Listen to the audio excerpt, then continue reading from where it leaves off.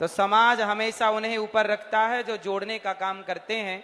और मुझे लगता है कि वर्षों से, 7 वर्षों से कितनी कन्याओं का यहाँ से विवाह हो चुका है और पूज्य महाराज जी के द्वारा कितनी बेटियों का घर बसाया जा चुका है।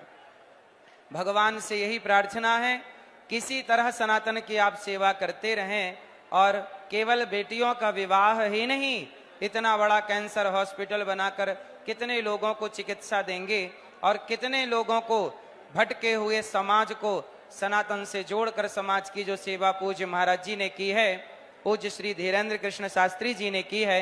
एक बार तालियां बजा के पूज्य महाराज जी का हम वंदन अभिनंदन करें। इस देश को ऐसे ही महापुरुषों की जरूरत है जो कि समाज को जोड़ने का काम करें। अभी यात्रा हुई थी, उस यात्रा में लाखों हिंदू, करोड़ों लोग, जो आ सके वो आए, जो नहीं आ सके वो देखते, टीवी पर ही जुड़े और सबने एक स्वर में कहा कि हम पूरा देश, पूरा सनातन एक हैं।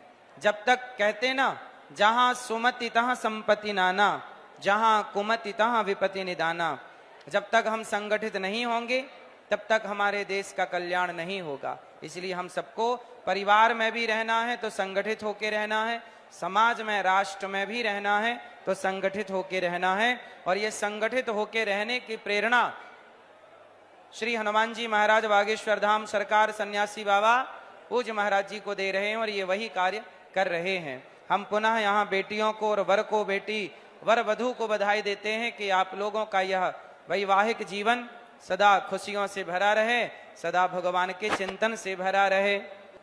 तो आप लोग जो बेटियों का विवाह हो रहा, तो जितने भी दुल्हा यहाँ हैं, आप हमारी इन बहनों को परेशान तो नहीं करोगे विवाह के बाद? पक्का वादा करो, सही? मतलब विवाह के बाद ध्यान रखना, महाराज जी की बेटियां हैं ये, हमारी बहनें हो गई सारी, ठीक है? तो हमारी बहनों का ख्याल रखो कि सारे दुल्हा हमसे बात करेंगे, तो हमारी बहनों को खुश रखोगे। कौन कौन दुल्हा खुश रखेंगे? लड़ाई तो नहीं करेंगे? पीछे वाले दुल्हा हाथ नहीं उठा रहे हैं, कंजूसी ना करो प्रभु। अच्छा ये बताओ, हमारी बहन आपको कुछ कह दे, डांट दे, कुछ बोल दे, तो आप क्या करोगे? डांटोगे उसे? नहीं।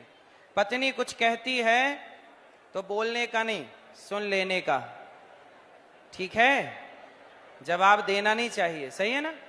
और बहन आप भी कुछ मत बोलना, पति कुछ कह दें तो आप भी जवाब मत देना। रिश्ते कब चलते हैं? बोलने से कि चुप रहने से? मौन रहो तो ही अच्छा है ना? इसलिए कहता हूं, जहां बिगड़ने की संभावना हो वहां मौन हो जाना चाहिए, ठीक है?